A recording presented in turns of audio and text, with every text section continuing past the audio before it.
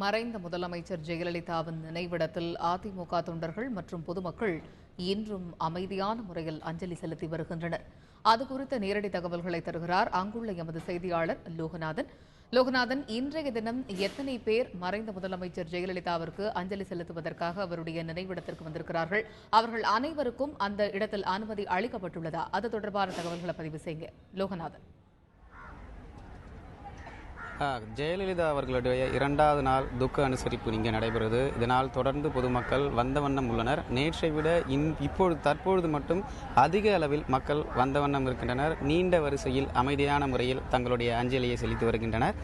இவர்களுடைய கோரிக்கை என்னவென்றால், இந்த இடத்தில் ஜெயலலிதா அங்கே புதைக்கப்பட்ட அந்த இடத்தில் மணிமண்டபம் எழுப்ப வேண்டும் என்பதே மிகப்பெரிய கோரிக்கையாக இருந்தது. இதனைத் தொடர்ந்து பொதுப்பணித்துறை அங்கே அனுமதி வழங்கப்பட்டிருக்கிறது. மணிமண்டபம் எழுக்க வேண்டிய இடத்தில் எழுப்ப வேண்டிய இடத்தில் வேலை நடக்கும்பொழுது பொதுமக்களும் அனுமதிக்க வேண்டும் என்ற ஒரு கோரிக்கையும் முன்வைத்து அனுமதிக்கப்பட்டிருக்கிறது. இதனைத் தொடர்ந்து சென்னை மாநகராக காவல்துறை ஆணையர் ஜார்ஜ் தலைமையில் இதற்கான ஆய்வுப் பணி இன்று நடைபெற்றது. இதில் இந்த பகுதியிலுடைய, அதாவது எம்ஜிஆர் நினைவிடத்தில் இருக்கக்கூடிய இந்த பகுதியின் மேப்பை வைத்து எந்தெந்த இடங்களில் செல்லலாம், பொதுப்பணித்துறையின் வேலை அல்லது கட்டிடப் பணியின் வேலை நடைபெறும் பொழுது பொதுமக்களுக்கு இடையூறு ஏற்படாத வண்ணம் அவர்களுடைய அஞ்சலி செலுத்தும் நிகழ்வு தொடர்ந்து நடைபெற வேண்டும் என்று ஆய்வு நடத்தினார். ஆய்வு நடத்திய பின் பல தரப்பட்ட காவல்துறை அதிகாரிகளிடம் தங்களுடைய கருத்துக்களை கேட்டு தெரிஞ்சார்.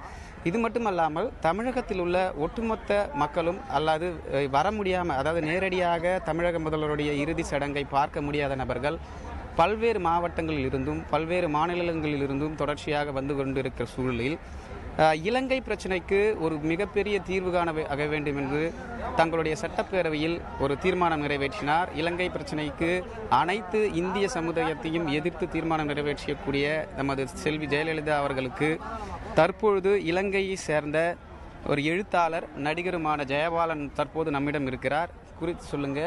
நம்ம முதல்வர் அவர்கள் இலங்கை பிரச்சினைக்கு தொடர்ந்து குரல் கொடுத்து வந்தார். பல்வேறு கட்ட போராட்டங்களை நடத்தினார். அது மட்டுமல்லாமல் தீர்மானங்களையும் சட்டசபையில் கொண்டு வந்தார். தற்பொழுது அவர்களுடைய இழப்பு இலங்கை தமிழரான நீங்கள் எவ்வாறு பார்க்கிறீர்கள்? உங்களுடைய மனநிலை இப்போது எப்படி இருக்கிறது? சொல்லுங்கள். உலகம் முழுவதிலும், இலங்கையிலும் புலம்பெயர்ந்த நாடுகளிலும் வாழுகிற இலங்கை தமிழர்கள் வீடுகளில் இருந்து கண்ணீர் வடிக்கிறார்கள். தமிழகத்தின் பிள்ளையாக, தோழியாக, தலைவியாக, அன்னமிடுகிற தாயாக உயர்ந்த தமிழகத்தின் கண்ணம்மாவின் சமாதியில் ஈழத்தமிழர்கள் சார்பாக என்னுடைய அஞ்சலியை செலுத்தி வந்திருக்கிறேன்.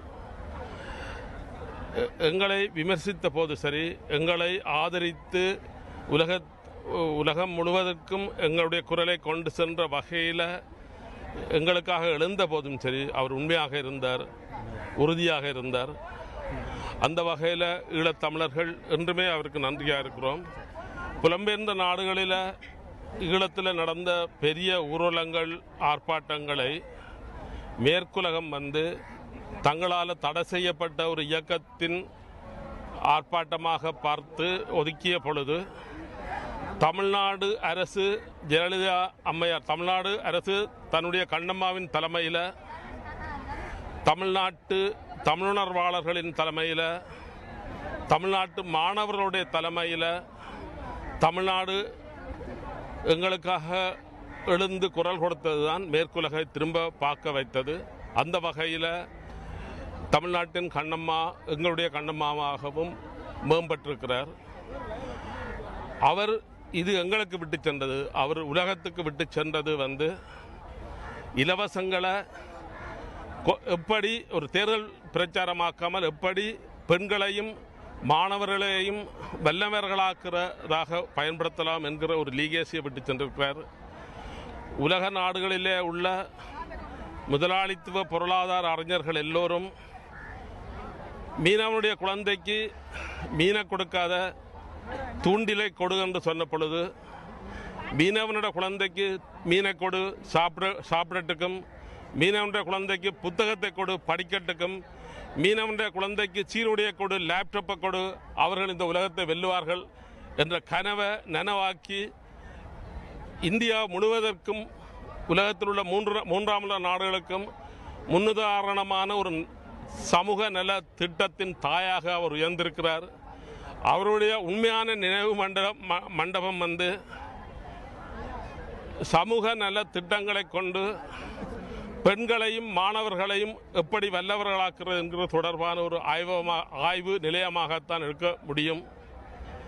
ஈழத்தமிழர்கள் சார்பாகவும் புலம்பெயர்ந்த தமிழர்கள் சார்பாகவும் மலேசியா, சிங்கப்பூர் போன்ற நாடுகளில் வாழுகிற உலகத் தமிழர்கள் சார்பாகவும் தமிழகத்தின் கண்ணம்மாவுக்கு என்னுடைய வணக்கத்தையும் அன்பையும் தெரிவித்துக் கொள்கிறேன். நன்றி. இப்போ நமது முதல்வர் அவர்கள் இறந்துள்ளார். அவருடைய இழப்பை நீங்க எப்படி பார்க்குறீங்க? மரணம் இயல்பானது. அவர் 60 வயதிலேயே அவர் அதை பற்றி குறிப்பிட்டிருக்கிறார். என்னுடைய குடும்பத்தில் 60 வயதுக்கு மேலே வாழ்ந்தவர்கள் இல்லை என்று அவர் எதிர்பார்த்து அதன் அடிப்படையில் கட்சியை தமிழ்நாட்டு மக்களுக்காக ஒரு கட்சியை விட்டு சென்றிருக்கிறார். அதைவிட அவர் தமிழ்நாட்டுக்காக படித்த இளைஞர்களையும் பெண்களையும் விட்டு சென்றிருக்கிறார். அவர் தமிழ்நாட்டுக்காக இன்று உயர்கல்வி கற்று வருகிற மாணவர்களை விட்டு சென்றிருக்கிறார். இவர்கள் எல்லோரும் இந்த இலவசங்களை பிரச்சாரமாக்காமல் மக்களுடைய வல்லமையாக்குறது எப்படி என்கிறது தொடர்பான அவருடைய தீர்க்க தரிசனமான உணர்வின் பிரதிநிதிகளாக என்றும் இருப்பார்கள்.